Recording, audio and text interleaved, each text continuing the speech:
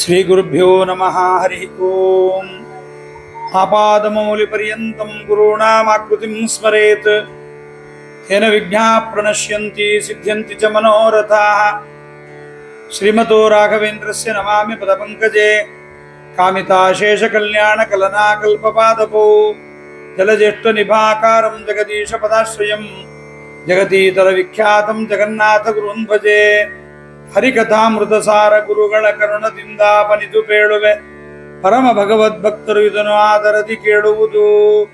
ಶ್ರೀರಮಣಿ ಕರಕಮಲ ಪೂಜಿತ ಚಾರು ಚರಣ ಸರೋಜ ಬ್ರಹ್ಮ ಸಮೀರ ವಾಣಿ ಫಣೀಂದ್ರ ವೀಂದ್ರ ಭವೇಂದ್ರ ಮುಖವಿನುತ ನೀರಜ ಭವಾಂಡೋದಯ ಸ್ಥಿತಿ ಕಾರಣನೆ ಕೈವಲ್ಯದಾಯಕ ನಾರಸಿಂಹನ ನಮಿಪೆ ಕರುಣಿಪುದೆ ಮಗೆ ಮಂಗಳವಾ. ಶ್ರೀ ಗುರುಭ್ಯೋ ನಮಃ. ಈ ಒಂದು ಸಂಧಿಯಲ್ಲಿ ಜಗನ್ನಾಥದಾಸರು ತಾರತಮ್ಯದಲ್ಲಿ ಬರುವ 15, 16 ಕಕ್ಷೆಗಳ ಬಗ್ಗೆ ಹೇಳ್ತಾ ಇದ್ದಾರೆ. 15ನೇ ಕಕ್ಷದಲ್ಲಿ ಬರತಕ್ಕಂತಹ ಭೃಗು, ಅನಲ, ಪ್ರಸೂತಿ ಇವರೆಲ್ಲರ ಬಗ್ಗೆ ಹೇಳ್ತಾ ಇದ್ದಾರೆ. ನಿನ್ನೆ ನಾವು ಭೃಗು ಋಷಿಗಳ ಬಗ್ಗೆ, ನಾರದರ ಬಗ್ಗೆ ಕೇಳಿದ್ದೇವೆ.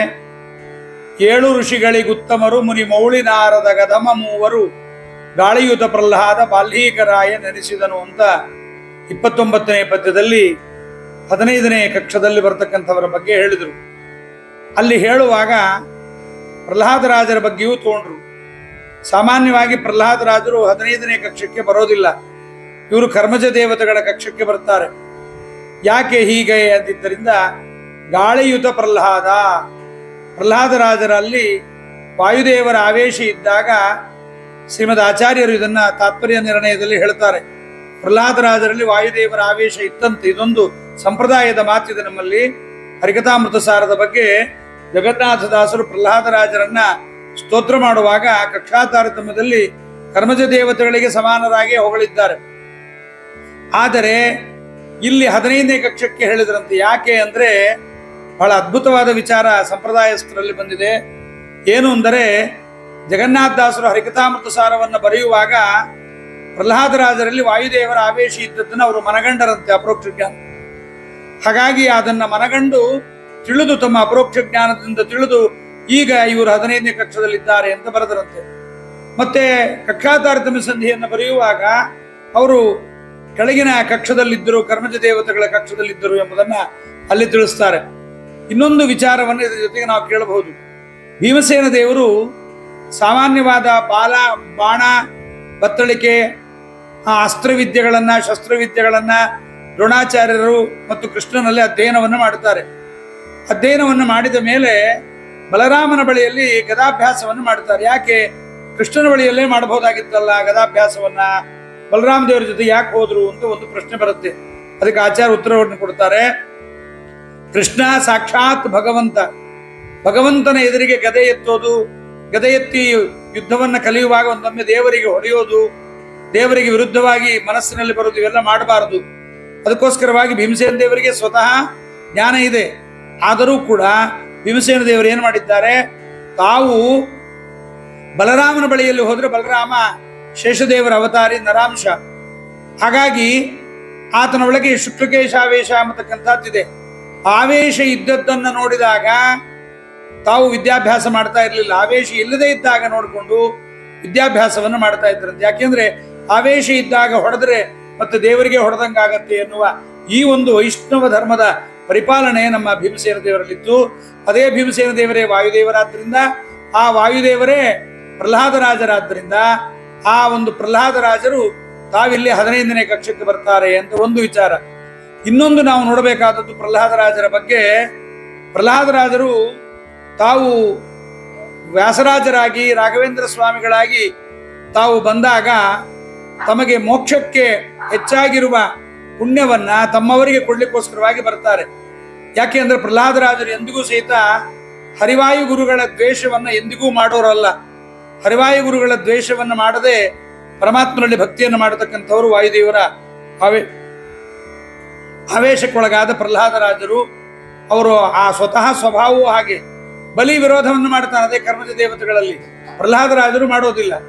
ಹಾಗಾಗಿ ಇಲ್ಲಿಯೂ ಕೂಡ ನಮ್ಮ ಪ್ರಹ್ಲಾದರಾಜರು ತಮ್ಮ ಹೆಚ್ಚಿನ ಪುಣ್ಯವನ್ನು ಅನೇಕರು ಕಳೆದುಕೊಳ್ಳಿಕ್ಕೆ ಸ್ವೋತ್ತಮರಿಗೆ ಶಾಪವನ್ನು ಕೊಡೋದುಂಟು. ಇವತ್ತು ನಾವು ನಿನ್ನೆ ಹೇಳಿದ್ದೇವೆ ಯಮರಾಜನ ಕಥೆಯಲ್ಲಿ, ಯಮರಾಜ ಮಾಂಡವ್ಯರಿಗೆ ಹೇಳಿ ಅವರಲ್ಲಿದ್ದ ಪುಣ್ಯವನ್ನು ಹ್ರಾಸ ಮಾಡಲಿಕ್ಕೆ ತಾನು 100 ವರ್ಷಗಳ ಕಾಲ ಶೂದ್ರಯೋನಿಯಲ್ಲಿ ಬರುವಂತೆ ಶಾಪವನ್ನು ಪಡೆದ ಕಥೆಯನ್ನು ನಾವು ಕೇಳ್ತೇವೆ.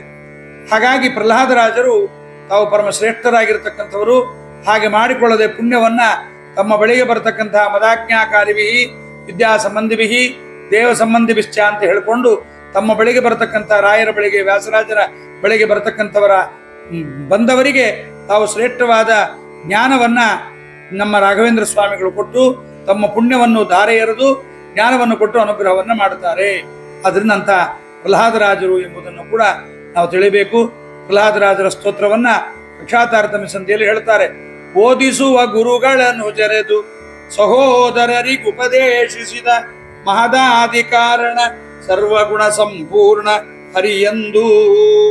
ಮಹದಾದಿ ಕಾರಣ ಸರ್ವಗುಣ ಸಂಪೂರ್ಣ ಹರಿಯಂದು ವಾದಿಸುವ ತ್ವತ್ಪತಿಯ ತೋರೆಂದು ಆ ಧನುಜ ಬೆಸಗೊಳ್ಳಲು ಸ್ತಂಭದಿಂ ಶ್ರೀತನಾಕ್ಷಣ ತೋರ್ದ ಪ್ರಹ್ಲಾದ ಸಲಹೆಮ್ಮ.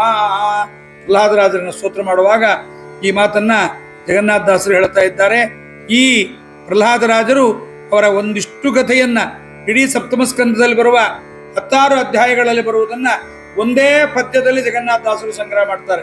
ಇಡೀ ಪ್ರಹ್ಲಾದರಾಜರ ಕಥೆಯನ್ನ ಓದಿಸುವ ಗುರುಗಳನ್ನು ಜರೆದು ಚಂಡಾಮರ್ಕರ ಪಾಠವನ್ನ ಹೇಳಿದ್ದನ್ನು ಕೇಳದೆ ಸಹೋದರರಿಗುಪದೇಶಿಸಿದ. ಸಹೋದರರು ಅಂದ್ರೆ ಯಾರು ಅಂತಂದ್ರೆ ಇಲ್ಲಿ ನಮ್ಮಲ್ಲಿ ನೋಡ್ತಕ್ಕಂಥದ್ದು ನಾವು ಸಲ್ಲಾದ, ಅನುಲ್ಲಾದ, ಕ್ಲಾದ ಮೊದಲಾಗಿರ್ತಕ್ಕಂಥವರಿಗೆ ಉಪದೇಶವನ್ನು ಮಾಡೋದಕ್ಕೆ ಸಹೋದರರಿಗೆ ಅಂತ, ದೈತ್ಯ ಬಾಲಕರಿಗೆ ಅಂತ ಜಗನ್ನಾಥದಾಸರು ಹೇಳಲಿಲ್ಲ. ತಾವು ಕೂಡ ತಾವು ಸಲ್ಲಾದರೇ ಮುಂದೆ ಶಲ್ಯರಾಜರಾಗಿ, ಶಲ್ಯರಾಜರೇ ಜಗನ್ನಾಥದಾಸರಾಗಿ ಬಂದಿದ್ದರಿಂದ ಆ ಜಗನ್ನಾಥದಾಸರು ಸಹೋದರರಿಗೆ ಉಪದೇಶಿಸಿದ. ಏನಂತ? ಮಹದಾದಿ ಕಾರಣ ಸರ್ವಗುಣ ಸಂಪೂರ್ಣ ಹರಿಯಂದು.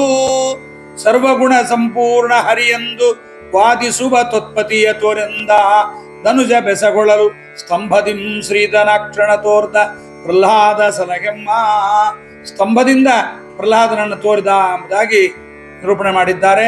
ಅದಕ್ಕಾಗಿ ಭಗವಂತ ಪ್ರಹ್ಲಾದರಾಜರಿಗೋಸ್ಕರವಾಗಿ ಶ್ರೀಧನಾಕ್ಷಣ ಸ್ತಂಭದಿಂ ತೋರಿದ್ದಾರೆ ಪ್ರಹ್ಲಾದರಾಜರು ಎಂಬುದನ್ನ ನಾವಿಲ್ಲಿ ನೋಡಬೇಕು. ಹೀಗೆ ನಾರದರ ಅನುಗ್ರಹದಿಂದ ಪ್ರಹ್ಲಾದರಾಜರು 15ನೇ ಕಕ್ಷಕ್ಕೆ ನಾರದರಿಗಿಂತ ಕಡಿಮೆಯವರಾಗಿ ಬರ್ತಾರೆ ಎಂಬುದನ್ನು ಕೂಡ ನಾವಿಲ್ಲಿ ನೋಡಬೇಕಾಗತ್ತೆ. ಹೀಗೆ ಇದೊಂದಾದ ಮೇಲೆ ನಾವು ಮುಂದೆ ನೋಡ್ತಕ್ಕಂಥದ್ದು ನಾರದರ ಇದರಲ್ಲಿ ಭೃಗು ಋಷಿಗಳ ಬಗ್ಗೆ ನಾವು ಕೇಳಿದ್ದೇವೆ. ಇನ್ನು ಅಗ್ನಿದೇವರ ಸ್ತೋತ್ರವನ್ನ ಜಗನ್ನಾಥದಾಸರು ಮಾಡಿದ್ದಾರೆ, ಬಹಳ ಸುಂದರವಾಗಿ ಮಾಡಿದ್ದಾರೆ. ಅಗ್ನಿದೇವರ ಸ್ತೋತ್ರ ಪ್ರತಿನಿತ್ಯ ಹೆಂಗಸರು ಅಡಿಗೆ ಮಾಡುವಾಗ ಈ ಹರಿಕಥಾಮೃತಸಾರದ ಕಕ್ಷಾತಾರತಮ್ಯ ಸಂಧಿಯ 28ನೇ ಪದ್ಯವನ್ನು ಹೇಳ್ಕೊಳ್ಬೇಕು. ಇದನ್ನ ಹೇಳ್ಕೊಂಡು ಅಡಿಗೆ ಪ್ರಾರಂಭ ಮಾಡಬೇಕು. ಬಿಸುರುಹಾಂಬಕನಾಜ್ಞೆಯಲ್ಲಿ ಸುಮನಸ ಮುಖನು ತಾನೆನಿಸಿ ನಾನಾ ರಸಗಳುಳ್ಳ ಹವಿಸ್ಸುಗಳನ್ನು ಅವರವರಿಗೆ ವೈದೀವಾ. ವಸುಕುಲಾಧಿಪ ಯಜ್ಞ ಪುರುಷನ ಅಸಮಬಲ ರೂಪಗಳಿಗೆ ವಂದಿಸುವೆ ಜ್ಞಾನ ಯಶಸ್ಸು ವಿದ್ಯೆ ಸುಬುದ್ಧಿ ಕೊಡಲೆ ಮಗೆ. ಕಮಲದಂತೆ ಕಣ್ಣುಳ್ಳಂತಹ ಭಗವಂತನ ಆಜ್ಞೆಯಿಂದ ದೇವತಾಮುಖನು, ಸುಮನಸ ಮುಖ, ದೇವತಾಮುಖನಾಗಿದ್ದಾನೆ ಅಗ್ನಿ. ಆತ ನಾವು ಕೊಡ್ತಕ್ಕಂಥ ನಾನಾ ದೇವತೆಗಳಿಗೆ ಕೊಡ್ತಕ್ಕಂಥ ಇಂದ್ರಾಯ ಸ್ವಾಹ, ಚಂದ್ರಾಯ ಸ್ವಾಹ ಮೊದಲಾದ ಎಲ್ಲ ಸ್ವಾಹಾಕಾರವನ್ನು ಏನೇನು ಕೊಡ್ತೀವಿ ಅದನ್ನ ತಾನೆನಿಸಿ ನಾನಾ ರಸಗಳುಳ್ಳ ಹವಿಸ್ಸುಗಳನ್ನ ಅವರವರಿಗೆ ವೈದೀವ, ಯಾರ್ಯಾರಿಗೆ ಅದನ್ನು ಕೊಡಬೇಕು ಅವರವರಿಗೆ ಅದನ್ನು ತಲುಪಿಸ್ತಾನೆ. ವಸುಕುಲಾಧಿಪ ಯಜ್ಞ ಪುರುಷನ ಅಸಮಬಲ ರೂಪಗಳಿಗೆ, ವಸುಕುಲಾಧಿಪ ಅಷ್ಟವಸುಗಳೇನಿದ್ದಾರೆ ಅದನ್ನು ಮುಂದೆ ಹೇಳ್ತಾರೆ ಜಗನ್ನಾಥದಾಸರು. ದ್ರೋಣ, ಪ್ರಾಣ, ಧ್ರುವ, ಅರ್ಕ ಮೊದಲಾದಂಥವರ ಹೆಸರು. ಅವರಲ್ಲಿ ಅಗ್ನಿ ಬಹಳ ಶ್ರೇಷ್ಠನಾಗಿರ್ತಕ್ಕಂಥವನು. ಯಜ್ಞ ಪುರುಷ, ಈತ ಶ್ರೇಷ್ಠನಾಗಿರ್ತಕ್ಕಂಥ ಯಜ್ಞ ಪುರುಷ ಅಂತ ಅನುಪಮವಾದ ಬಲ ರೂಪಗಳಿಗೆ ನಾನು ಒಂದು ನಮಸ್ಕಾರ ಮಾಡ್ತೀನಿ ಅಂತ. ಈ ಜ್ಞಾನ ಯಶಸ್ಸು ಕೊಡ್ಲಿ ಎಂಬುವ ಮಾತು ನಮಗೆಲ್ಲಿ ಬರುತ್ತೆ ಅಂತಂದ್ರೆ ಶ್ರದ್ಧಾಂ ಮೇಧಾಂ ಯಶ ಪ್ರಜ್ಞಾಂ ವಿದ್ಯಾಂ ಬುದ್ಧಿಂ ಶ್ರಿಯಂ ಬಲಂ ಆಯುಷ್ಯಂ ತೇಜ ಆರೋಗ್ಯಂ ದೇಹಿಮೆ ಹವ್ಯವಾಹನ ಅಂತ ಇದನ್ನ ನಾವು ಗಂಡಸರು ಹೇಳ್ಕೋತೀವಿ. ಯೋಗ್ಯತೆ ಇಲ್ಲದೆ ಇದ್ದವರು ಯಾರು ಓದಬಾರದು ಇದನ್ನ ಅಂತ ಹೇಳಿದ್ದಾರೆ, ಅವರಿಗೆಲ್ಲ ಅನುಗ್ರಹವಾಗಲಿ ಎಂಬುದಾಗಿ ಜಗನ್ನಾಥದಾಸರು ಈ ರೀತಿಯಾಗಿ ತಾವು ಹರಿಕಥಾಮೃತ ಸಾರದಲ್ಲಿ ಇದನ್ನ ಒಂದು ಪ್ರಹ್ಲಾದರಾಜರ ಸ್ತೋತ್ರ, ಅಗ್ನಿದೇವರ ಸ್ತೋತ್ರವನ್ನು ಮಾಡಿದ್ದಾರೆ. ಇನ್ನು ಮುಂದೆ ನಾವು ನೋಡತಕ್ಕಂತಹದ್ದು ಪ್ರಸೂತಿ ದೇವಿಯನ್ನು ಕೂಡ ನಾವಲ್ಲಿ ನೋಡ್ತೀವಿ. ನೀಲ ದೃಷ್ಟದ್ಯುಮ್ನ ಲವಲೇಲಿ ಹಾನನ ರೂಪಗಳು ಭೃಗಿ ಕಾಲಲೊದ್ದದರಿಂದ ಹರಿಯನು ವ್ಯಾಧನೆನಿಸಿದ. ಮುಂದೆ ಅಲ್ಲಿ ದಕ್ಷ ಪತ್ನಿಗೆ ಅಲ್ಲಿ ಮುಂದೆ 16ನೇ ಕಕ್ಷದ ಬಗ್ಗೆ ಹೇಳುವಾಗ ಮುಂದಿನ ಪದ್ಯದಲ್ಲಿ ಹೇಳ್ತಾರೆ, ಅದನ್ನು ಇಲ್ಲೇ ನೋಡೋಣ. ಪ್ರಸೂತಿ ದೇವಿ ಅಂತ, ಆ ಪ್ರಸೂತಿ ದೇವಿಯೇ ಅಸಕ್ಕಿನಿ ಅಂತ ಕೂಡ ಹಾಗೆ ಬಂದಿದ್ದಾಳೆ.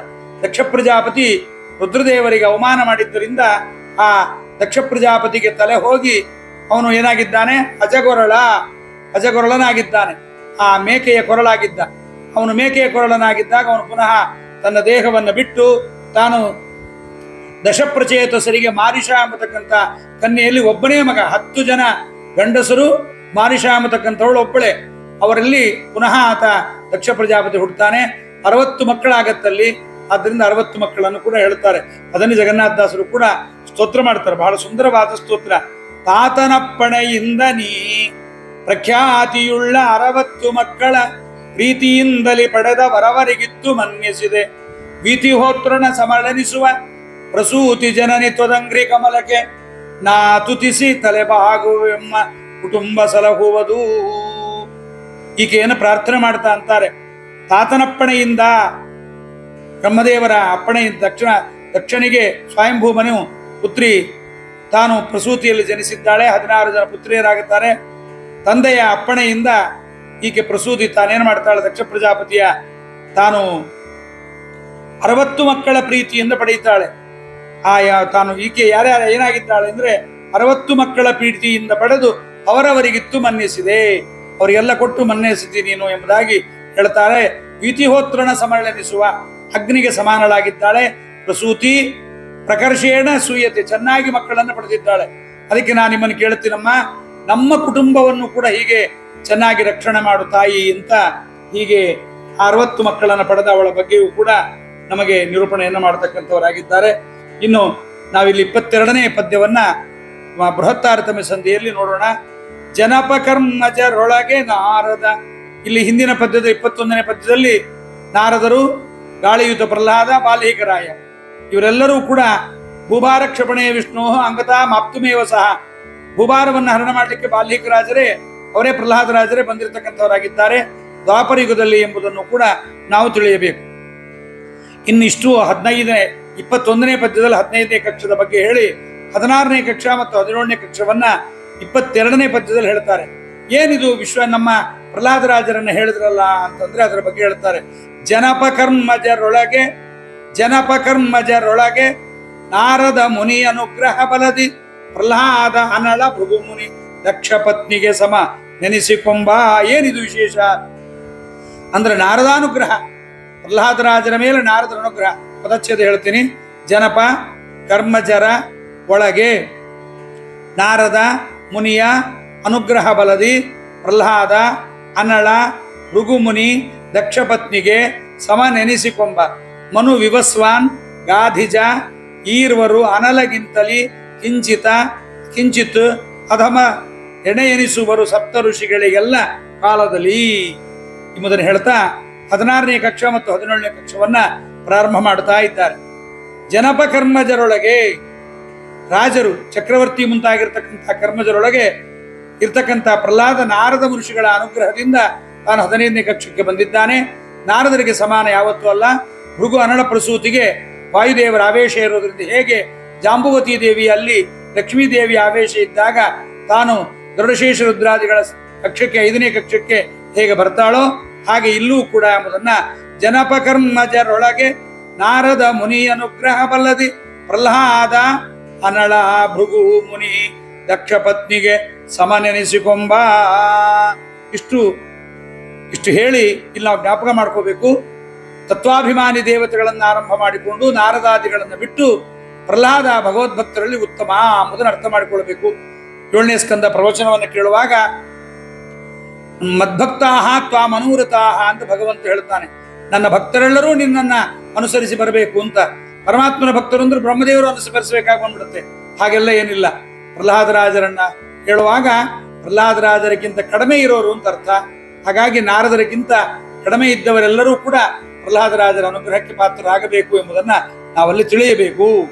ಇನ್ನು ಮನು ವಿವಸ್ವಾನ್ ಗಾಧಿ ಜೇರ್ವರು, ವೈವಸ್ವತ ಮನು, ವೈವಸ್ವತ ಮನು ಅಂತ ನಾವು ಕೇಳ್ತೇವೆ. ಇದು 7ನೇ ಮನ್ವಂತರದ ಮನು ಆತ. ಗಾಧಿಜ, ಗಾಧಿಯ ಮಗ ವಿಶ್ವಾಮಿತ್ರ. ಅಗ್ನಿಗಿಂತ ಕಿಂಚಿತಾಧಮರು, ಇವರು ಅಗ್ನಿಗಿಂತ 15ನೇ ಕಕ್ಷದವರಿಗಿಂತ ತಾವು ಕಡಿಮೆಯವರಾಗುತ್ತಾರೆ, 16ನೇ ಕಕ್ಷದವರಿಗಿಂತ ತಾವು ಕಡಿಮೆಯವರಾಗುತ್ತಾರೆ ಎಂಬುದನ್ನು ಹೇಳ್ತಾ, ವೈವಸ್ವತ ಮನು ಗಾದಿ ಅಗ್ನಿಗಿಂತ ಕಿಂಚಿತಾದವರು ಮತ್ತು ಎಲ್ಲ ಕಾಲಗಳಲ್ಲಿ ಸಪ್ತಋಷಿಗಳಿಗೆ ಸಮಾನರಾಗುತ್ತಾರೆ ಅಂತ 16, 17ನೇ ಕಕ್ಷೆಗಳನ್ನ ಒಟ್ಟಾಗಿ ನಿರೂಪಣೆ ಮಾಡತಕ್ಕಂಥವರಾಗಿದ್ದಾರೆ. ಹೀಗೆ ಇವರ ಬಗ್ಗೆ ಹೇಳಿ ಇನ್ನು ಮುಂದೆ 16ನೇ ಕಕ್ಷದ ಬಗ್ಗೆ ಹೇಳ್ತಾರೆ. ಯಾರ್ಯಾರು ಎಂಬುದನ್ನು ಹೇಳ್ತಾರೆ. ಕಮಲ ಸಂಭವ ಭವರನಿಪ ಸಂಯಮಿ ಮರೀಚಿಯು ಅತ್ರಿಯಂಗಿರ ಸುಮತಿ ಪುಲಹ ಕ್ರತು ವಸಿಷ್ಠ ವಿಸ್ಪುಲಸ್ತ್ಯ ಮುನಿ ಸ್ವಾಹಾರಮಣ ಗಧಮರು ಮಿತ್ರನಾಮಕದ್ಯುಮಣಿ ರಾಹುಯುಕ್ತ ಭೀಷ್ಮಕ ಯಮಳ ರೂಪನು ತಾರನಾಮಕ ನೆನಿಪ ವೇದಯೊಳು. 23ನೇ ಪದ್ಯವನ್ನು ನೋಡೋಣ. ಕಮಲ ಸಂಭವ ಭವ, ಕಮಲ ಅಂದ್ರೆ ಕಮಲ ಹೂವ, ಅಲ್ಲಿ ಸಂಭವ ಹುಟ್ಟಿರ್ತಕ್ಕಂಥವರ ಭವ, ಕಮಲ ಸಂಭವ ಭವ, ಕಮಲದಲ್ಲಿ ಹುಟ್ಟಿರ್ತಕ್ಕಂಥ ಬ್ರಹ್ಮದೇವರಿಂದ ಭವ ಹುಟ್ಟಿರ್ತಕ್ಕಂಥವ್ರು ಈ ಸಪ್ತರ್ಷಿಗಳೆಲ್ಲರೂ ಕೂಡ. ಮರೀಚಿ, ಅತ್ರಿ, ಅಂಗೀರಸ, ಪುಲಹ, ಪುಲಸ್ತ್ಯ, ಕೃತು, ವಸಿಷ್ಠ ಇವರೆಲ್ಲರೂ ಕೂಡ ಬಂದಿದ್ದಾರೆ. ಇವರೆಲ್ಲರೂ ಕೂಡ ಸ್ವಾಹಾರಮಣ ಗಧಮರು, ಸ್ವಾಹಾದೇವಿ ಅಂತ ಅಗ್ನಿಯ ಮಡದಿ, ಸ್ವಧಾ ಸ್ವಾಹ ಅಂತ ಇಬ್ಬರು ಕೂಡ ಅವರಿಗೆ ಅಧಮರಾಗಿದ್ದಾರೆ ಎಂಬುದನ್ನು 16ನೇ ಕಕ್ಷದ ತನಕ ಹೇಳಿ ಇವರ ಬಗ್ಗೆ ಎಲ್ಲ ನಮ್ಮ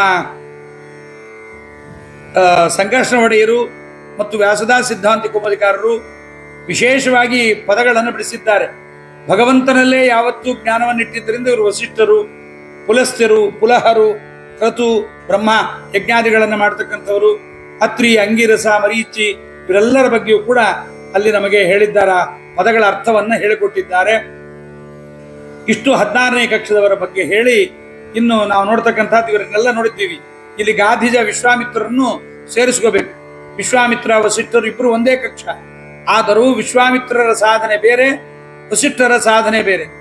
ವಿಶ್ವಾಮಿತ್ರರು ತಾವು ಕ್ಷತ್ರಿಯರಾಗಿ ಗಾಧಿರಾಜನ ಮಗನಾಗಿ ಹುಟ್ಟಿದಾಗ ತಾವು ಬಹಳಷ್ಟು ವಸಿಷ್ಠರಿಗೆ ವಿರೋಧವನ್ನ ಮಾಡಿ, ಬಹಳಷ್ಟು ವಿರೋಧ, ವಸಿಷ್ಠ ವಿಶ್ವಾಮಿತ್ರರಿಗೆ ಭಯಂಕರವಾದ ವಿರೋಧ. ಎಲ್ಲಿಯ ತನಕ ವಿರೋಧ ಇತ್ತು ಅಂತಂದ್ರೆ ಅವರು ಎಷ್ಟು ಸ್ನೇಹವೂ ಇತ್ತು ಅಂದ್ರೆ ನಾವು ಕೇಳಬೇಕು. ವಿಶ್ವಾಮಿತ್ರರು ಗಂಗಾ ನದಿಯ ಆ ಕಡೆಯಲ್ಲಿ ಕೂತು ತಪಸ್ಸನ್ನ ಮಾಡ್ತಾ ಇದ್ರೆ ಪ್ರತಿನಿತ್ಯ ನಮ್ಮ ವಸಿಷ್ಠರ ಮಡದಿ ತಾನು ಅನಸೂಯಾದೇವಿ ಅಡಿಗೆಯನ್ನು ತಗೊಂಡೋಗಿ ವಸಿಷ್ಠರಿಗೆ ವಿಶ್ವಾಮಿತ್ರರಿಗೆ ಬಡಿಸಿ ಬರಬೇಕಂತೆ. ಆ ಬಡಿಸಿ ಬರುವ ಸಂದರ್ಭದಲ್ಲಿ ಒಂದು ದಿವಸ ಏನಾಗತ್ತೆ, ಗಂಗಾ ನದಿ ಪೂರ್ಣ ಪ್ರವಾಹ ಹರಿತಾ ಇರುತ್ತೆ. ಪೂರ್ಣ ಪ್ರವಾಹ ಹರಿತಾ ಇದ್ದ ಸಂದರ್ಭದಲ್ಲಿ ವಿಶ್ವಾಮಿತ್ರರ ಬಳಿಗೆ ಹೋಗಬೇಕು, ನದಿ ಅಡ್ಡ ಇದೆ ಸ್ವಾಮಿ, ಏನ್ ಮಾಡ್ಲಿ, ತುಂಬಾ ಪೂರ್ಣ ಪ್ರವಾಹದಿಂದ ಹರಿತಾ ಇದೆ ಅಂತ ಅನಸೂಯಾದೇವಿ ವಸಿಷ್ಠರ ಮಡದಿ ಕೇಳ್ತಾಳೆ. ಕೇಳಿದಾಗ ವಸಿಷ್ಠರು ಅಂತಾರೆ, ನಿತ್ಯೋಪವಾಸಿಯ ಬಳಿಗೆ ಊಟಕ್ಕೆ ಹಾಕ್ಲಿಕ್ಕೆ ಹೋಗ್ತೀನಿ ಅಂತ ಹೇಳು, ಗಂಗಾ ನದಿ ದಾರಿ ಬಿಡ್ತಾಳೆ ಅಂತ. ಎಷ್ಟು ಸ್ವಾರಸ್ಯ, ನಿತ್ಯೋಪವಾಸಿ ಊಟಕ್ಕೆ ಹಾಕ್ಲಿಕ್ಕೆ ಹೋಗ್ತೀನಿ ಅಂದ್ರೆ ಊಟ ಮಾಡುವುದೇ ಅದು ಭೋಜನ ಅಂತಲ್ಲ, ಅದು ಹೊಟ್ಟೆ ತುಂಬಲಿಕ್ಕೆ ಅಂತಲ್ಲ. ಊಟ ಮಾಡಿದ್ರೂ ಅವನು ಉಪವಾಸಿ ಅಂತ ಅನಿಸಿಕೊಳ್ತಾನೆ. ಇದನ್ನ ಭೋಜನ ಸಂಧಿಯಲ್ಲಿ ಈ ಪರಿಯಲ್ಲಿ ಅರಿತುಂಬನರ ನಿತ್ಯೋಪವಾಸಿ ನಿರಾಮಯ ನಿತ್ಯ ಮಹಾಸುಯಜ್ಞಗಳನ್ನು ಆಚರಿಸಿದವನು ಪೋಪುದಿಪ್ಪುದು ಬಪ್ಪುದೆಲ್ಲ ರಮಾಪತಿ ಗತಿಷ್ಠಾನ ಎನ್ನುತ್ತಾ ಎಂಬುದನ್ನು ಜಗನ್ನಾಥದಾಸರು ಅದನ್ನು ಹೇಳಿದ್ದಾರೆ. ಹಾಗೆ ವಿಶ್ವಾಮಿತ್ರರ ಬಳಿಗೆ ಹೋಗುವಾಗ ಗಂಗಾ ನದಿಯ ಬಳಿಯಲ್ಲಿ ಹೇಳ್ತಾಳೆ, ನಿತ್ಯೋಪವಾಸಿಗೆ ಬಳಿಗೆ ಹೋಗುತ್ತೀನಿ, ದಾರಿ ಬಿಡಮ್ಮ ಅಂತ. ಗಂಗಾ ನದಿ ದಾರಿ ಬಿಟ್ಟು ಬಿಡ್ತಾಳೆ. ಬಿಟ್ಟ ಮೇಲೆ ಆ ಕಡೆಗೆ ಹೋಗಿ ವಿಶ್ವಾಮಿತ್ರರಿಗೆ ಬಡಿಸಿ ಎಲ್ಲ ಮಾಡುವಾಗ ಮತ್ತೆ ಅದನ್ನೇ ಹೇಳ್ತಾಳೆ. ಸಿಮ್ ಕುಲ್ಜ ಅಂತ ಏನ್ ಹೇಳ್ತೀವಲ್ಲ, ಅದೇನಾಗಲ್ಲ. ಎರಡು ಒಂದೇ ಕಡೆಗೆ ಒಂದೇ ಕಥೆ ಆಗಲ್ಲ, ಒಂದೊಂದಕ್ಕೆ ಬೇರೆ ಬೇರೆನೆ ಹೇಳ್ಬೇಕು. ಮತ್ತೆ ಬರ್ಲಿಕ್ಕೆ ಮತ್ತೆ ಅದೇ ಮಂತ್ರ ಹೇಳ್ತಾಳೆ, ಆಗೋಲ್ಲ. ವಿಶ್ವಾಮಿತ್ರನ್ ಕೇಳ್ತಾಳೆ, ಸ್ವಾಮಿ ನಾನು ನಮ್ಮ ಮನೆಗೆ ಹೋಗ್ಬೇಕು, ಏನ್ ಹೇಳ್ಬೇಕು ಅಂತ. ಆಗ ವಿಶ್ವಾಮಿತ್ರ ಅಂತಾರೆ, ನಿತ್ಯ ಬ್ರಹ್ಮಚಾರಿಯ ಮನೆಗೆ ಹೋಗ್ತೀನಿ, ದಾರಿ ಬಿಡಮ್ಮ ಅಂತ ಕೇಳು, ಬಿಡ್ತಾರೆ ಅಂತ. ಬರ್ತಾಳೆ ಅನಸೂಯಾದೇವಿ, ಹಾಗೆ ಹೇಳ್ತಾಳೆ. ಗಂಗಾ ನದಿ ದಾರಿ ಬಿಡ್ತಾಳೆ. ದಾರಿ ಬಿಟ್ಟ ಮೇಲೆ ಆಗ ಮನೆಗೆ ಬಂದು ವಿಶ್ವಾಮಿತ್ರ ವಸಿಷ್ಠರನ್ನು ಕೇಳ್ತಾಳೆ, ಸ್ವಾಮಿ ನೀವೇನೋ ನಿತ್ಯ ಬ್ರಹ್ಮಚಾರಿಗಳಂತೆ, ಅವರೇನೋ ನಿತ್ಯೋಪವಾಸಿಗಳಂತೆ, ಇದೇನು ಸ್ವಾಮಿ ಅಂತ ಹೇಳಿದಾಗ ವಸಿಷ್ಠರು ಗೊತ್ತಿರುತ್ತೆ ಅನಸೂಯಾದೇವಿಗೆ, ಆದರೂ ಸಹಿತ ಹೇಳ್ತಾರೆ, ಅಮ್ಮ ನಿತ್ಯ ಬ್ರಹ್ಮಚಾರಿ ಅಂತ ಅವ್ರು ಹೇಳಿದ್ರು. ಹೌದು ಸ್ವಾಮಿ, ನೀವು ನಿತ್ಯ ಬ್ರಹ್ಮಚಾರಿಗಳು ಹೇಗಾಗುತ್ತೀರಿ? ಯಾಕೆ ಅಂತಂದ್ರೆ ನಿಮಗೆ 101 ಜನ ಮಕ್ಕಳಿದ್ದಾರೆ. 101 ಜನ ಮಕ್ಕಳಿದ್ದ ನೀವು ನಿತ್ಯ ಬ್ರಹ್ಮಚಾರಿಗಳು ಆಗುವುದು ಹೇಗೆ? ಅವರು ಅಡಿಗೆ ಮಾಡಿದ್ದೆಲ್ಲ ಊಟ ಮಾಡ್ತಾರೆ, ನಿತ್ಯೋಪವಾಸಿಗಳು ಆಗುವುದಾದ್ರೂ ಹೇಗೆ ಅವರು ಅಂತ ಕೇಳಿದಾಗ ಅವ್ರು ಹೇಳ್ತಾರೆ, ಊಟ ಮಾಡುವಾಗ ಒಂದೊಂದು ಅಗಳಿನೊಳಗೆ ಖಂಡವಾದ ಒಂದೊಂದು ಅಗಳಿನೊಳಗೆ ಅಖಂಡನೆಂದೆನಿಸಿ ಜಗದಿ ಜೀವರ ತೃಪ್ತಿಪಡಿಸುವ ಈರ್ಬಗೆಯ ರೂಪವನ ಅರಿತವನೇ ಪಂಡಿತನು ಅಂತ. ಊಟ ಮಾಡುವ ಒಂದೊಂದು ಅಗಳಿನಲ್ಲಿ, ಒಂದು ತಪ್ಪಲೆಯಲ್ಲಿ ಎಷ್ಟು ಅಗಳಿರುತ್ತೆ ಅಷ್ಟು ಭಗವದ್ ರೂಪಗಳನ್ನ ನೋಡ್ತಾರಂತೆ ವಿಶ್ವಾಮಿತ್ರರು. ವಸಿಷ್ಠರು ನೋಡ್ತಾರೆ. ಅಷ್ಟು ಭಗವದ್ ರೂಪಗಳನ್ನ ನೋಡಿ, ಅಷ್ಟು ಭಗವದ್ ರೂಪಗಳು ಒಂದಾಗಿದೆ ಎಂಬುದಾಗಿ, ಎಲ್ಲವೂ ಒಂದೇ ಭಗವದ್ ರೂಪ ಅಂತ ತಿಳಿದು ತಮ್ಮೊಳಗಿರುವ ಭಗವಂತನಿಗೂ ಸಾಲಿಗ್ರಾಮದ ಪ್ರತಿಮೆಗಳಲ್ಲಿರುವ ಭಗವದ್ ರೂಪನಿಗೂ ಸರ್ವಾಂತರ್ಯಾಮಿಯಾದ ಭಗವಂತನಿಗೂ ಐಕ್ಯವನ್ನ ತಮಗೂ ಭಗವಂತನಿಗಲ್ಲ ಭಗವಂತನ ರೂಪಗಳಿಗೆ ಐಕ್ಯ ಚಿಂತನೆಯನ್ನು ಮಾಡ್ತಾ ಇದ್ದಾರೆ. ಆದ್ರಿಂದ ಅವರು ನಿತ್ಯೋಪವಾಸಿಗಳು ಅಂತ. ಮತ್ತೆ ನಿತ್ಯ ಬ್ರಹ್ಮಚಾರಿಗಳು ಅಂದ್ರೆ ಹೇಗೆ? ನಿತ್ಯ ಬ್ರಹ್ಮಚಾರಿಗಳು ಅಂದ್ರೆ ಮದುವೆ ಮಾಡಿಕೊಂಡವರು ಅವರೇನು ಬ್ರಹ್ಮಚಾರಿಗಳಾಗಬಾರದು ಅಂತೇನಿಲ್ಲ. ಯಾಕೆಂದ್ರೆ ನಿಷಿದ್ಧ ತಿಥಿ ವಾರಗಳನ್ನು ಬಿಟ್ಟು ಕೇವಲ ಪಿತೃ ಋಣದ ಮೋಚನಕ್ಕೋಸ್ಕರವಾಗಿ ಮಕ್ಕಳನ್ನು ಪಡೆದವರು ಅವರು ನಿತ್ಯ ಬ್ರಹ್ಮಚಾರಿಗಳನ್ನಿಸ್ತಾರೆ ಎಂಬುದನ್ನು ಕೂಡ ನಾವಲ್ಲಿ ಕೇಳ್ತೀವಿ. ಹೀಗೆ ವಸಿಷ್ಠರು, ಮರೀಚಿ, ವಿಶ್ವಾಮಿತ್ರರ ಬಗ್ಗೆ ಇನ್ನಿಷ್ಟು ನಾವು ನೋಡಬೇಕು ಅಂತಂದ್ರೆ ವಸಿಷ್ಠರ ಬಗ್ಗೆ ಬಹಳಷ್ಟು ಕಥೆಗಳು ಬರುತ್ತೆ.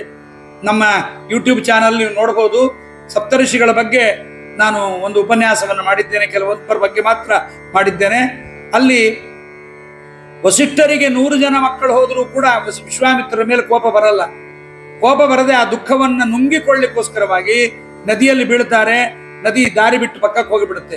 ಬೆಟ್ಟದ ಮೇಲಿಂದ ಬೀಳ್ತಾರೆ. ಭೂಮಿ ತಾಯಿ ಬಂದು ಕೈ ಹಿಡಿದು ಬಿಡ್ತಾಳೆ. ಅಂದ್ರೆ ಎಲ್ಲ ಕಡೆಯಲ್ಲಿ ಭಗವಂತರನ್ನ ನೋಡೋರಿಗೆ ಯಾವ ಪಂಚಭೂತಗಳು ಏನು ವಿರೋಧ ಮಾಡೋದಿಲ್ಲ ಎಂಬುದನ್ನ, ಕೊನೆಗೆ ಮೈಗೆಲ್ಲ ಬಳ್ಳಿಗಳನ್ನು ಸುತ್ತಕೊಂಡು ನದಿಯಲ್ಲಿ ಬೀಳ್ತಾರೆ. ಆ ನದಿ ಅವರ ಬಳ್ಳಿಯನ್ನೆಲ್ಲ ಬಿಚ್ಚಿ ಪಕ್ಕಕ್ಕೆ ಬಿಟ್ಟು ಬಿಡುತ್ತೆ. ಹೀಗೆ ಅದಕ್ಕೆ ವಿಪಾಶ ಅಂತ ಅದಕ್ಕೆ ಹೆಸರು. ಪಾಶಗಳನ್ನೆಲ್ಲ ಬಿಡಿಸಿದ್ರಿಂದ ವಿಪಾಶಾ ನದಿ ಅಂತ ಅದು ಪ್ರಸಿದ್ಧಿಯಾಗತ್ತೆ ಎಂಬುದನ್ನು ಕೂಡ ನಾವು ವಸಿಷ್ಠರ ಕಥೆಯಲ್ಲಿ ಕೇಳತಕ್ಕಂಥವರಾಗುತ್ತೀವಿ. ಮಕ್ಕಳನ್ನ ಕಳೆದುಕೊಂಡು ಸೊಸೆ ಒಬ್ಬಳೇ ಉಳಿದಾಗ ಸೊಸೆಯ ಹೊಟ್ಟೆಯಲ್ಲಿದ್ದ ಮಗು ವೇದ ಪಾರಾಯಣವನ್ನು ಮಾಡುವುದನ್ನು ಕೇಳಿದ ಅವಳು ಶ್ರೇಷ್ಠಳಾಗಿರ್ತಕ್ಕಂತಹ ಶಕ್ತಿಯ ಹೆಂಡತಿಯ ಹೊಟ್ಟೆಯೊಳಗೆ ಇದ್ದ ಮಗು ತಾನು ಪಾರಾಯಣ ಮಾಡೋದನ್ನು ಕೇಳಿ ಆ ಮಗು ಹುಟ್ಟತ್ತೆ. ಅದನ್ನ ಪರಾಶರರೇ ನಮ್ಮ ವಸಿಷ್ಠರೇ ಬೆಳೆಸ್ತಾರೆ. ಆ ಮಗುವಿಗೆ ಪರಾಶರ ಅಂತ ನಾಮಕರಣವನ್ನು ಮಾಡ್ತಾರೆ. ಆ ಮಗುವಿಗೆ ಗೊತ್ತೇ ಇರೋದಿಲ್ಲ, ವಸಿಷ್ಠರನ್ನೇ ತಂದೆ ತಂದೆ ಅಂತ ಹೇಳ್ತಾ ಇರ್ತಾಳೆ. ಅದನ್ನು ಕೇಳಿದ ಆ ಶಕ್ತಿಯ ಮಡದಿಗೆ ಬಹಳ ದುಃಖವಾಗತ್ತೆ. ಕೊನೆಗೊಂದು ದಿವಸ ಹೇಳ್ತಾರೆ, ಇಲ್ಲಪ್ಪ ನಿನ್ನ ತಂದೆ ಇವರಲ್ಲ, ಇವರ ತಂದೆ ಬೇರೆ ಅಂತ ಹೇಳಿದಾಗ ದೊಡ್ಡ ಕಥೆ ಮಹಾಭಾರತ ಆದಿಪರ್ವದಲ್ಲಿ ಬರುತ್ತೆ. ಅದನ್ನು ನೀವು ಚಾನಲ್ ಅಲ್ಲಿ ನೋಡಬಹುದು. ಹೀಗೆ ವಸಿಷ್ಠರು, ವಿಶ್ವಾಮಿತ್ರರಿಗೆ ವಸಿಷ್ಠರೇ ಹೇಳಬೇಕಂತೆ, ನೀ ಬ್ರಹ್ಮರ್ಷಿ ಆಗಿದ್ದೀಯಾ ಅಂತ. ಆದರೆ ವಸಿಷ್ಠರು ಹೇಳಲ್ಲ. ತುಂಬಾ ಘನಘೋರವಾದ ಯುದ್ಧ ನಡೆದು ಹೋಗಿಬಿಡುತ್ತೆ. ಒಂದು ದಿವಸ ಅನಸೂಯಾದೇವಿ ಕೇಳ್ತಾ ಇರ್ತಾಳೆ. ಅಷ್ಟೊತ್ತಿಗೆ ವಿಶ್ವಾಮಿತ್ರರು, ವಸಿಷ್ಠರಿದ್ರೆ ಅಲ್ವಾ ನನ್ನ ಬ್ರಹ್ಮರ್ಷಿ ಅನ್ಲಿಕ್ಕೆ, ವಸಿಷ್ಠರನ್ನೇ ಕೊಂದು ಹಾಕಿ ಬಿಡ್ತೀನಿ ಅಂತ ದೊಡ್ಡ ಕಲ್ಲು ತಗೊಂಡು ಗಿಡದ ಮೇಲೆ ಹತ್ತಿ, ಏನಿದ್ರು ಕ್ಷತ್ರಿಯರಲ್ವಾ, ಆ ಕಲ್ಲು ತಗೊಂಡು ಮೇಲೆ ಹೋಗಿ ವಸಿಷ್ಠರು ಮಲಗಿದ್ದ ಆ ಜಾಗದ ಮೇಲೆ ಕೂತ್ಕೊಂಡು ಹಾಕಬೇಕು ಅಂದಾಗ ಅನಸೂಯಾದೇವಿ ಕೇಳ್ತಾಳೆ, ಯಾಕೆ ಆ ಬ್ರಾಹ್ಮಣನಷ್ಟು ಕಾಡ್ತೀರಿ ಆ ವಿಶ್ವಾಮಿತ್ರನನ್ನ, ಅಂದುಬಿಡಬಾರ್ದ ಬ್ರಹ್ಮರ್ಷಿ ಅಂತ ಅಂದಾಗ ವಸಿಷ್ಠರು ಹೇಳ್ತಾರೆ, ಎಲ್ಲ ಇದೆ ವಿಶ್ವಾಮಿತ್ರನಿಗೆ ಕೋಪ ಬಹಳ ಇದೆ, ಕೋಪ ಬಿಡದೆ ಇದ್ದವನು ಬ್ರಹ್ಮರ್ಷಿ ಆಗಲಾರ ಅಂತ ವಸಿಷ್ಠರು ಆಡುವುದನ್ನು ಕೇಳಿ ವಿಶ್ವಾಮಿತ್ರರಿಗೆ ನಾಚಿಕೆಯಾಗಿ ಬಂದು ವಸಿಷ್ಠರಿಗೆ ನಮಸ್ಕಾರವನ್ನು ಮಾಡ್ತಾರೆ ಎಂಬುದನ್ನೆಲ್ಲ ನಾವು ಕೇಳಬಹುದು. ಇದೇ ವಸಿಷ್ಠರೇ ಗಾಯತ್ರಿ ಮಂತ್ರದ ದ್ರಷ್ಟಾರರಾಗಿರ್ತಕ್ಕಂಥವರಾಗಿದ್ದಾರೆ. ನಿನ್ನೆ ಹೇಳಿದ್ದೀನಿ, ದ್ರಷ್ಟಾರರು ಅಂದ್ರೆ ವೇದ ಮಂತ್ರವನ್ನು ಕಣ್ಣಿನಿಂದ ಕಂಡವರು, ಹೊರತು ಅವರೇ ಬರೆದದ್ದಲ್ಲ ವಿಶ್ವಾಮಿತ್ರ ಋಷಿಗಳು ಅಂತ. ವಿಶ್ವಾಮಿತ್ರ, ಮರೀಚಿ, ಅತ್ರಿ, ಅಂಗೀರಸ, ಮತ್ತೆ ಪುಲಹ, ಕ್ರತು, ವಸಿಷ್ಠ, ಪುಲಸ್ತ್ಯ ಮುನಿ ಇವರೆಲ್ಲರೂ ಕೂಡ ಒಬ್ಬೊಬ್ಬರದು ಒಂದೊಂದು ಅದ್ಭುತವಾಗಿರ್ತಕ್ಕಂಥ ಮಹಿಮೆಗಳೆಲ್ಲ ಅಲ್ಲಿರ್ತಕ್ಕಂಥದ್ದಾಗಿದೆ. ಅಂಗಿರರು, ಸುಮತಿ, ಪುಲಹ, ಕ್ರತು ಇವರೆಲ್ಲರೂ ಸುಮತಿಯಾದ ಪುಲಹ ಅಂತ ಇಟ್ಕೋಬೇಕು, ಹೊರತು ಅಂಗಿರ, ಸುಮತಿ, ಪುಲಹ ಇವರೆಲ್ಲ ಭಾಗವತ ಪುರಾಣದ ಪ್ರವರ್ತಕರು ಇವರಲ್ಲಿ ಇದ್ದಾರೆ ಎಂಬುದನ್ನು ಕೂಡ ನಾವು ನೋಡಬಹುದು. ಹೀಗೆ ಕಮಲ ಸಂಭವ ಭವರೆ ನಿಪ ಸಂಯಮಿ ಮರೀಚಿಯು ಅತ್ರಿ ಅಂಗಿರ ಸುಮತಿ ಪುಲಹ ಕ್ರತು ವಸಿಷ್ಠ ಪುಲಸ್ತ್ಯ ಮುನಿ ಸ್ವಾಹಾರಮಣ ಗದಮರು ಇವರೆಲ್ಲ ಅಗ್ನಿಗಿಂತ ಅಡಮರು ಅಂದ್ರೆ ಭೃಗು, ಅನಲ, ಪ್ರಸೂತಿ ಇವರೆಲ್ಲರಿಗಿಂತ ಕಡಿಮೆ ಎಂಬುದನ್ನು ತಿಳಿಯಬಹುದು. ಇನ್ನು ಮುಂದೆ 17ನೇ ಕಕ್ಷದ ಬಗ್ಗೆ ಹೇಳ್ತಾರೆ. ಮಿತ್ರನಾಮಕ ದ್ಯುಮಣಿ ರಾಹುಯುಕ್ತ ಭೀಷ್ಮಕ ಯಮಳ ರೂಪನು ತಾರ ನಾಮಕ ನೆನಿಪ ತ್ರೇತೆಯೊಳು. ಇನ್ನು ಮುಂದೆ ಮಿತ್ರನಾಮಕ ಸೂರ್ಯ, ಗುರುಪತ್ನಿ ತಾರ, ಗುಣಾಧಿಪತಿ ನಿವೃತ್ತಿ, ಪ್ರವಾಹ ಪತ್ನಿ ಪ್ರಾವಹಿ ದೇವಿ ಇಂಥವರೆಲ್ಲ 17ನೇ ಕಕ್ಷದಲ್ಲಿ ಬರ್ತಾರೆ. ಅವರನ್ನು ಹೇಳ್ತಾ ಇದ್ದಾರೆ. ಇಲ್ಲಿ ಮಿತ್ರನಾಮಕ ಸೂರ್ಯ ದ್ಯುಮಣಿ ಅಂದ್ರೆ ನಮ್ಮ ಅಗ್ನಿ ಸೂರ್ಯ, ಮಿತ್ರನಾಮಕನಾಗಿರ್ತಕ್ಕಂಥ 12 ಜನ ಸೂರ್ಯರಿದ್ದಾರೆ. ಅದರಲ್ಲಿ ಮಿತ್ರನಾಮಕ ಸೂರ್ಯ ಒಬ್ಬ. ಆ ಮಿತ್ರನಾಮಕ ಸೂರ್ಯನಿಂದ ಕೂಡಿದ ಭೀಷ್ಮಕ ರಾಜ, ಅವನೇ ಭೀಷ್ಮಕ ರಾಜ. ಅವನಲ್ಲಿ ರಾಹುವಿನ ಆವೇಶ ಅನ್ನತಕ್ಕಂಥದ್ದನ್ನ ನಾವು ಸೂರ್ಯ ದ್ವಾಪರ ಯುಗದಲ್ಲಿ ಭೀಷ್ಮಕನ ಅಂತ ಆಗಿದ್ದಾನೆ. ಅವನಲ್ಲಿ ರಾಹು ಸೇರಿಕೊಂಡಿದ್ದ. ರಾಹು ಸೇರಿಕೊಂಡಿದ್ದರಿಂದಲೇ ಕೃಷ್ಣನಿಗೆ ಹೆಣ್ಣು ಕೊಡುವುದನ್ನ ರುಕ್ಮಿ ಮೊದಲಾದವರು ಎಲ್ಲರೂ ಸಹಿತ ವಿರೋಧ ಮಾಡಿದಾಗ, ಭೀಷ್ಮಕ ಯಾರು ಅಂದ್ರೆ ಗೊತ್ತಲ್ಲ ನಿಮಗೆ, ರುಕ್ಮಿಣಿ ದೇವಿಯ ತಂದೆ. ಯಾಕೆ ವಿರೋಧ ಮಾಡಿದ ಅಂದ್ರೆ ರಾಹು ಒಳಗಡೆ ಸೇರಿಕೊಂಡಿದ್ದ. ಆ ರಾಹು ಒಳಗಡೆ ಸೇರಿಕೊಂಡಿದ್ದರಿಂದ ಅವನು ಕನ್ಯೆಯನ್ನ ಕೊಡಲ್ಲ.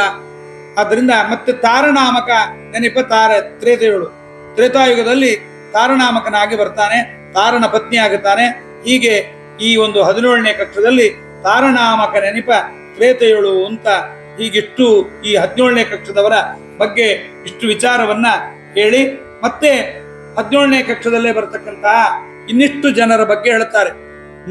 ನಿರುತಿಗೆ ರಣವತಾರ ದುರ್ಮುಖ ಹರಯುತ ಘಟೋತ್ಕಚನು ಪ್ರಾವಹಿ ಗುರುಮಡದಿ ತಾರಾ ಸಮರು ಪರ್ಜನ್ಯ ಗುತ್ತಮರು. ಗುಣಾಧಿಪತಿ ನಿವೃತ್ತಿ ಅಂತ ಆತನಿಗೆ ದುರ್ಮುಖ ಮತ್ತು ಹರನ ಆವೇಶಯುಕ್ತ ಘಟೋತ್ಕಚ, ಭೀಮಸೇನ ದೇವರು ಮತ್ತು ಹಿಡಂಬಿ ಇವರಿಬ್ಬರಿಂದ ಹುಟ್ಟಿರ್ತಕ್ಕಂಥ ಘಟೋತ್ಕಚ. ಅವನು ಯಾರಪ್ಪ ಅಂದ್ರೆ ನಿವೃತ್ತಿ ಗುಣಾಧಿಪತಿಯಾಗಿರ್ತಕ್ಕಂಥವನು. ಹರನ ಆವೇಶಯುಕ್ತ ಘಟೋತ್ಕಚನ ಬಗ್ಗೆ ನೀವು ಸಾಕಷ್ಟು ಕೇಳಿದ್ದೀರಿ. ಮಹಾಭಾರತ ಯುದ್ಧದಲ್ಲಿ ಕರ್ಣ ಇಟ್ಟುಕೊಂಡಿರ್ತಕ್ಕಂಥ ಶಕ್ತಿಯಾಯುಧ ಘಟೋತ್ಕಚನ ಮೇಲೆ ಹಾಕುವಂತಾಗತ್ತೆ. ಕೃಷ್ಣ ಕುಣಿದು ನಗುತ್ತಾನೆ, ಆನಂದ ಪಡ್ತಾನೆ. ಆಗ ನಕ್ಕಾಗ ಧರ್ಮರಾಜ ಕೇಳ್ತಾನೆ, ಏನ್ ಕೃಷ್ಣ ಘಟೋತ್ಕಚ ಸತ್ರ ನಗತಿಯಲ್ಲ, ಆನಂದ ಪಡ್ತೀಯಲ್ಲ ಅಂತಂದಾಗ ನಮ್ಮ ಕೃಷ್ಣ ಹೇಳ್ತಾನೆ, ನಮ್ಮ ಅರ್ಜುನ ಉಳಿದ್ನಲ್ಲ, ಕರ್ಣನ ಹತ್ರ ಆ ಶಕ್ತಿಯಾಯುಧ ಇದ್ರೆ ಅರ್ಜುನನ ಮೇಲೆ ಹಾಕಬೇಕು ಅಂತ ಇಟ್ಟುಕೊಂಡಿದ್ದ. ಅರ್ಜುನನ ಮೇಲೆ ಅಷ್ಟು ಅಭಿಮಾನ. ಯಾಕೆಂದ್ರೆ ಅವನು ವಾಲಿಯಾಗಿದ್ದಾಗ ಭಗವಂತನನ್ನ ನೋಡಿ ಸತ್ತಿದ್ದ ಅರ್ಜುನ, ಅವನೇ ಇಂದ್ರನೇ. ಹಾಗಾದ್ರಿಂದ ಅವನ ಭಗವಂತನನ್ನ ನೋಡಿ ತಾನು ಮಾಡಿದ ತಪ್ಪನ್ನ ಒಪ್ಪಿ ಪಶ್ಚಾತ್ತಾಪ ಪಟ್ಟು ನಾನು ಮಾಡಬಾರ್ದಾಗಿತ್ತು ಮಾಡಿದೆ ಅಂತ ಹೇಳಿದಾಗ ರಾಮ ಕೇಳ್ತಾನೆ, ತೆಗಿಲಾ ಬಾಣ, ಪ್ರಾಣ ಉಳಿಸ್ಲಾ ಅಂತ ರಾಮದೇವರು ಕೇಳ್ತಾರೆ. ಕೇಳಿದಾಗ ವಾಲಿ ಅಂತಾನೆ, ಬೇಡ ಸ್ವಾಮಿ, ನಿನ್ನ ಪಾದಾರವಿಂದಗಳನ್ನ ನೋಡ್ತಾ ನೀನೇ ಒಂದು ರೂಪವಾಗಿ ಬಾಣದಲ್ಲಿ ಬಂದಿದ್ದೀಯ, ನಿನ್ನ ಆಯುಧಗಳಿಗೂ ನಿನಗೂ ಅಭೇದ, ನೀನೇ ಬಂದಿದ್ದೀಯ, ನೀನೇ ಬಾಣದಿಂದ ಬಿಟ್ಟಿದ್ದೀಯ, ಸಾಕು ನನ್ನ ಅಂಗದರನ್ನು ಚೆನ್ನಾಗಿ ನೋಡ್ಕೊಳ್ರಿ, ಅನುಗ್ರಹ ಮಾಡ್ರಿ ಎಂಬುದಾಗಿ ಹೇಳಿದ್ದ. ಅವನ ಮೇಲೆ ವಾಲಿಯ ಮೇಲೆ ಬಹಳ ಅಭಿಮಾನ. ಅದೇ ವಾಲಿಯನ್ನ ಪರಮಾತ್ಮ ಅರ್ಜುನನಾಗಿದ್ದಾಗ ಯಾಕೆ ಸ್ವೀಕಾರ ಮಾಡಿದ ಅಂದ್ರೆ, ಇವತ್ತು ವಾಲಿ ಭೀಮಸೇನ ದೇವರ ಕೈಯನ್ನು ಹಿಡಿದ. ವಾಲಿ ಭೀಮಸೇನ ಅವತ್ತು ಹನುಮಂತ ದೇವರ ಕೈ ಹಿಡಿಲಿಲ್ಲ. ಇವತ್ತು ಅರ್ಜುನನಾಗಿ ಬಂದಾಗ ಅದೇ ಭೀಮಸೇನ ದೇವರ ಕೈ ಹಿಡಿದ. ಅವತ್ತು ವಾಲಿಯಾಗಿ ಬಂದಾಗ ಹನುಮಂತ ದೇವರ ಕೈಯನ್ನು ಹಿಡಿಲಿಲ್ಲ. ಅದೇ ಸುಗ್ರೀವ ಇವತ್ತು ಇಲ್ಲಿ ಕರ್ಣನಾಗಿ ಬಂದಾಗ ಭೀಮಸೇನ ದೇವರ ಕೈ ಹಿಡಿಲಿಲ್ಲ. ಇದೇ ನೋಡ್ರಿ ವ್ಯತ್ಯಾಸ. ಜನ್ಮಾಂತರಗಳಲ್ಲಿ ದೇವತೆಗಳಿಗೆ ಹೀಗಾಗುವಾಗ ನಾವು ಸಜ್ಜನರ ಕೈ ಹಿಡಿತೇವೆ, ನಾವು ಸಜ್ಜನರಾಗಿದ್ದೇವೆ ಅಂತ ಅಂದ್ಕೊಂಡ್ರೆ ಎಷ್ಟು ಮೂರ್ಖತನ ಎಂಬುದನ್ನ ನಾವು ನೋಡಬಹುದು. ಹಾಗಾಗಿ ಕರ್ಣನೇ ಸುಗ್ರೀವ, ಮತ್ತೆ ವಾಲಿಯೇ ಇವತ್ತು ಅರ್ಜುನನಾಗಿ ಬಂದಿದ್ದಾನೆ. ಯಾಕೆ ಹಿಡ್ದ ಅಂದ್ರೆ ಅರ್ಜುನನನ್ನ ಪರಮಾತ್ಮ ಉದ್ಧಾರ ಮಾಡಬೇಕು ಅಂತ ದೃಷ್ಟಿಯಿಂದ ಹಾಗೆ ಮಾಡಿದ್ದಾನೆ ಅಂತ. ಘಟೋತ್ಕಜ ಮೃತನಾದಾಗ ಪರಮಾತ್ಮ ಸಂತೋಷ ಪಡ್ತಾನೆ, ಅರ್ಜುನ ಬದುಕಿದ್ನಲ್ಲ ಅಂತ ಆನಂದವನ್ನು ಪಡ್ತಾನೆ. ಅವನು ಯಾರಪ್ಪ ಅಂದ್ರೆ ನಿವೃತ್ತಿಗೆ 2 ಅವತಾರ. ಇವನು ಕೋಣಾಧಿಪತಿ ನಿವೃತ್ತಿ ಅಂದ್ರೆ ನಮ್ಮ 8 ದಿಕ್ಕುಗಳಲ್ಲಿ ನೈಋತ್ಯ ದಿಕ್ಕು ಅಂತ ಹೇಳಿದಲ್ಲ, ನಿಮಗೆಲ್ಲ ಕೇಳ್ತಾ ಇರ್ತೀರಿ, ಟಿವಿ ಎಲ್ಲ ನೋಡ್ತಾ ಇರ್ತೀರಿ. ಮಾಸ್ಟರ್ ಬೆಡ್ರೂಮ್ ನೈಋತ್ಯಕ್ಕಿರಬೇಕು ಅಂತ. ಮಾಸ್ಟರ್ ಬೆಡ್ರೂಮ್ ಎಲ್ಲಿರ್ಬೇಕು ಅಂದ್ರೆ ನೈಋತ್ಯಕ್ಕೆ. ಅದೇ ನೈಋತ್ಯ ಕೋಣಕ್ಕೆ ಅಧಿಪತಿ ಆಗಿರ್ತಕ್ಕಂಥವನಿಗೆ ದುರ್ಮುಖ ಮತ್ತು ಹರಣ ಆವೇಶಯುಕ್ತ ಘಟೋತ್ಕಜ ಅಂತ 2 ರೂಪಗಳು ಎಂಬುದಾಗಿ ಹೇಳಿದ್ದಾರೆ. ಪ್ರವಾಹ ವಾಯುವಿನ ಪತ್ನಿಯಾದ ಪ್ರಾವಹಿ, ಗುರುಗಳ ಬೃಹಸ್ಪತ್ಯಾಚಾರ ಮಡದಿಯಾದ ತಾರಾದೇವಿ, ಇವರೆಲ್ಲರೂ ಸಮಾನ. ಪರ್ಜನ್ಯ ಮೇಘಾಧಿಪತಿಯಾಗಿರ್ತಕ್ಕಂಥ ಉತ್ತಮರು. ಇನ್ನು ಮುಂದೆ ಒಂದು ಹೇಳ್ತಾರೆ, ಕರಿಗೊರಳ ಸಂಯುಕ್ತ 18ನೇ ಕಕ್ಷಕ್ಕೆ ಬರ್ತಾರೆ. ಕರಿಗೊರಳ ಸಂಯುಕ್ತ ಭಗದತ್ತರಸು ಕಥನ ಧನಪ ರೂಪಗಳೆರಡು, ವಿಜ್ಞಪ ಚಾರುದೇಶ್ನನು ಅಶ್ವಿನಿಗಳು ಸಮಾ. ಇನ್ನು ಕರಿಗೊರಳ ಸಂಯುಕ್ತ, ಅನೇಕರು ಕರಿಗೊರಳ ಅಂತಂದ್ರೆ ಹಾವನ್ನ ಕೊರಳಲ್ಲಿ ಸುತ್ತುಕೊಂಡಿರ್ತಕ್ಕಂಥ ಗಣೇಶನ ಅಂಶ ಅಂತ, ಆವೇಶ ಅಂತ ಭಗದತ್ತನಿಗೆ ಅಂದಿದ್ದಾರೆ. ಅದು ಪ್ರಮಾಣಕ್ಕೆ ವಿರೋಧ. ಅದು ಏನ್ ಹೇಳುತ್ತೆ ಅಂದ್ರೆ, ರುದ್ರಯುಗ್ ಭಗದತ್ತಶ್ಚ ಕಥನೋ ದ್ವೌ ನರೇಶ್ವರ ಅಂತ ಪ್ರಮಾಣ ಇದೆ. ಆದ್ರಿಂದ ಭಗದತ್ತ ಯಾರಪ್ಪ ಅಂತಂದ್ರೆ ಕರಿಗೊರಳ ಸಂಯುಕ್ತ ಭಗದತ್ತ. 18ನೇ ಕಕ್ಷದ ಪ್ರಾರಂಭವನ್ನ ಮಾಡಿದ್ದಾರೆ. ಜಗನ್ನಾಥದಾಸರು ಮಾಡಿದ ಸಂದರ್ಭದಲ್ಲಿ ಮೊದಲು ಭಗದತ್ತನನ್ನ ಹೇಳ್ತಾ ಇದ್ದಾರೆ. ಈ ಭಗದತ್ತ ಏನಿದ್ದಾನಲ್ಲ, ನರಕಾಸುರನ ಮಗ. ನರಕಾಸುರ ಯಾರು ಅಂದ್ರೆ ಪರಮಾತ್ಮನ ಮಗನಾಗಿದ್ದಾನೆ. ಅಲ್ಲಿ ನರಕಾಸುರ ಭಗವಂತ ಪರಮಾತ್ಮನ ಮಗನಾಗಿರ್ತಕ್ಕಂಥವನಿಗೆ ಭಗದತ್ತ ಬಂದಿದ್ದ. ಯಾರಿವನು ಭಗದತ್ತ ಅಂತಂದ್ರೆ, ಈ ಭಗದತ್ತ ಈ ರುದ್ರದೇವರ ಒಂದು ಶ್ರೇಷ್ಠವಾಗಿರ್ತಕ್ಕಂಥ ನೀಲಕಂಠ ರುದ್ರದೇವರ ಆವೇಶಯುಕ್ತನಾಗಿರ್ತಕ್ಕಂಥ ಭಗದತ್ತ ಈತ ತಾನು ಬಂದಿರತಕ್ಕಂಥವನಾಗಿದ್ದಾನೆ. ಈತ ತಾರಾ ಎಲ್ಲರಿಗೂ ಕರಿಗೊರಳ ಅರಸು ಭಗದತ್ತ ಅಂಬತಕ್ಕಂಥದ್ದಾಗಿ ಬಂದಿದ್ದಾನೆ. ಯಾರಪ್ಪ ಅಂದ್ರೆ ಕುಬೇರ ಬಂದಿದ್ದಂತ. ಕತ್ತನ ಅಂತ ಒಂದು ರೂಪ, 2 ರೂಪದ ಕಪಿಯಾಗಿ ಬಂದಿದ್ದ ತ್ರೇತಾಯುಗದಲ್ಲಿ. ಭಗದತ್ತ ಅಂತ ದ್ವಾಪರ ಯುಗದಲ್ಲಿ ಬಂದಿದ್ದ. ಯಾಕೆ ಭಗದತ್ತ ಇಲ್ಲಿ ಬರಬೇಕಾಗಿ ಬಂದಿತ್ತು, ನರಕಾಸುರನ ಮಗನಾಗಿ ಬಂದ ಅಂದ್ರೆ, ನೋಡ್ರಿ ಲೋಭ ಎಷ್ಟಿರುತ್ತೆ ಅಂತಂದ್ರೆ, ಮತ್ತೆ ನರಕಾಸುರ ಕುಬೇರನ ಮನೆಯಲ್ಲಿರ್ತಕ್ಕಂಥ ಸುಪ್ರತೀಕ ಎಂಬತಕ್ಕಂಥ ಆನೆಯನ್ನ ಕುಬೇರನನ್ನ ಬಡದು ಮಾಡಿ ಆನೆಯನ್ನ ತಂದುಕೊಂಡ್ಬಿಡ್ತಾನೆ. ಹೇಗೆ ಪುಷ್ಪಕ ವಿಮಾನವನ್ನ ರಾವಣ ತಂದಿರ್ತಾನೋ ಹಾಗೆ ಸುಪ್ರತೀಕ ಅಂತ ಒಳ್ಳೆ ಆನೆ, ಅದನ್ನು ನರಕಾಸುರ ತಂದು ಬಿಟ್ಟಿರ್ತಾನೆ.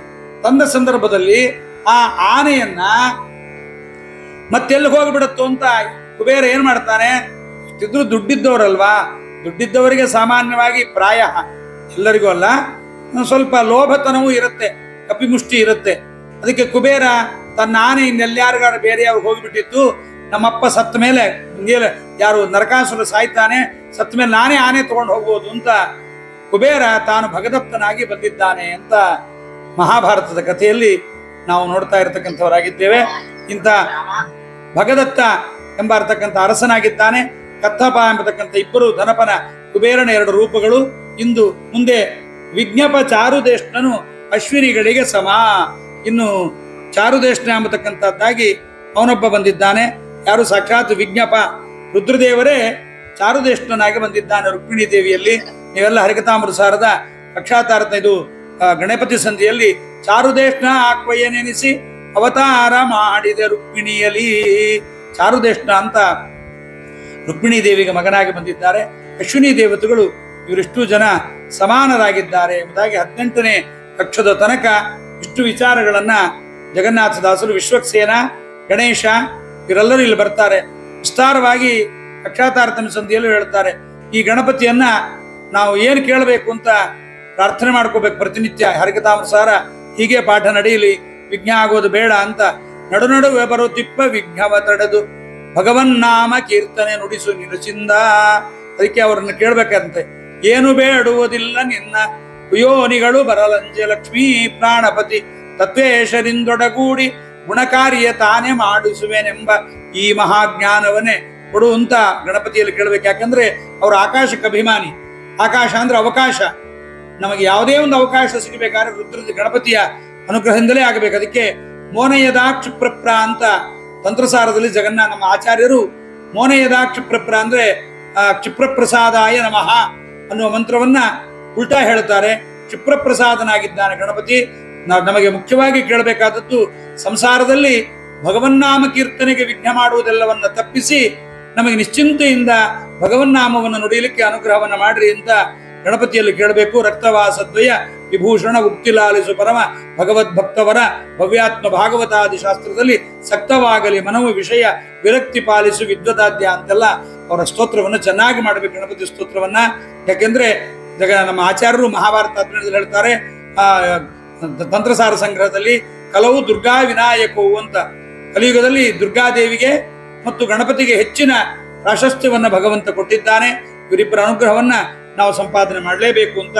ಹೀಗೆ ಈ ನಿರುರುತಿಗೆರಡವತಾರ ದುರ್ಮುಖ ಹರಯುತ ಘಟೋದ್ಗಜನು ಪ್ರಾವಹಿ ಗುರುಮಡದಿ ತಾರಾ ಸಮರು ಪ್ರಜನ್ಯ ಗುತ್ತಮರು ಕರಿಗೊರಳ ಸಂಯುಕ್ತ ಭಗದತ್ತರ ಸುಕತ್ತನ ದನಪ ರೂಪಗಳೆರಡು ವಿಜ್ಞಪ ಚಾರುದೇಷ್ಟನು ಅಶ್ವಿನಿಗಳಿಗೆ ಸಮ. ಹೀಗೆ ಇನ್ನು ಮತ್ತೆ 18ನೇ ಕಕ್ಷದಲ್ಲಿ ತುಂಬಾ ಜನ ಬರ್ತಾರೆ. ಅವರೆಲ್ಲರ ಬಗ್ಗೆ ಏನ್ ಹೇಳ್ತಾರೆ ಜಗನ್ನಾಥದಾಸರು ಮುಂದಿನ ಪದ್ಯಗಳಲ್ಲಿ ಅನ್ನೋದನ್ನ ನಾವು ನಾಳೆ ಮತ್ತೆ 25ನೇ ಪದ್ಯದಿಂದ ಪ್ರಾರಂಭ ಮಾಡೋಣ. ಶ್ರೀ ಕೃಷ್ಣಾರ್ಪಣಮಸ್ತು. ಹರಿಯೇ ನಮಃ. ಕಾಯೇನ ವಾಚಾ ಮನಸೇಂದ್ರಿಯರ್ವ ಬುದ್ಧ್ಯಾತ್ಮನಾವಾ ಸುತ ಸ್ವಭಾವಂ ಕರೋಮಿ ಯದ್ಯತ್ ಸಕಲಂ ಪರಸ್ಮೈ ನಾರಾಯಣಾಯೇತಿ ಸಮರ್ಪಯಾಮಿ. ಹರಯೇ ನಮಃ.